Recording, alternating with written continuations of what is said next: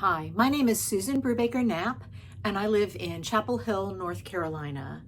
My piece in Quilt National 2025 is called What Remains. This is the second time I've been in Quilt National. I was in Quilt National 2023. What Remains started out by my taking a photograph of some vintage amethyst colored glass bottles with some dried hydrangeas in them, and I loved the way the light came through the petals on the hydrangea, which had kind of decayed outside, leaving the skeletal remains. I took this photo and I pulled it into Photoshop, a photo editing software. I removed a lot of the color from it, and I had it printed on a piece of fabric through spoon flour. And when it came in, I started messing with it. So I reapplied some textile acrylic paint to bump up the color and make it more saturated, change the color somewhat from the photo, and make it more unique. I also, once I started working on the surface of the piece, I went in with acrylic markers, like felt tipped markers with acrylic paint in them, added a lot of lines in it, and those are things that you can't really see until you get real close to the piece. But I did do a lot of surface work on the piece before I started quilting it.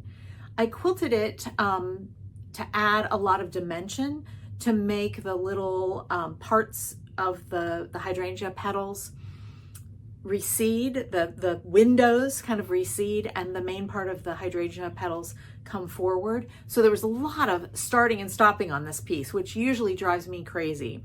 Probably 1,000 or more times of starting and stopping inside those little segments, which was tricky. I used probably about 20 different colors of thread and tried to add a lot of texture and dimension as I did my quilting.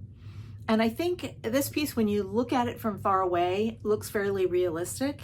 As you get closer, I want people to really pay attention to the thread work and the quilting that I did, and to see how much I changed the surface.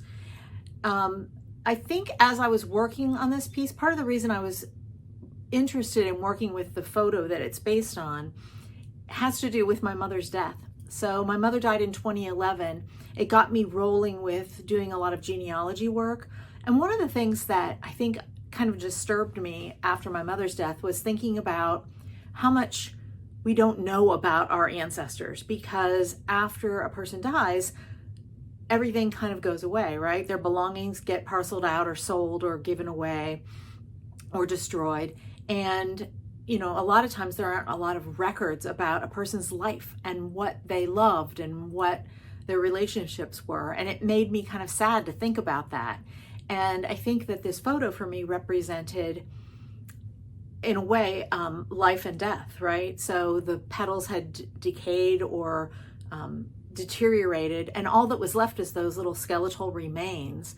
And it was learning to look at those remains as something beautiful and meaningful, the same way that I looked at my mother's life and my ancestors' lives, and the parts of them that I still have, some of the diaries or the letters or the belongings, the jewelry, those kinds of things.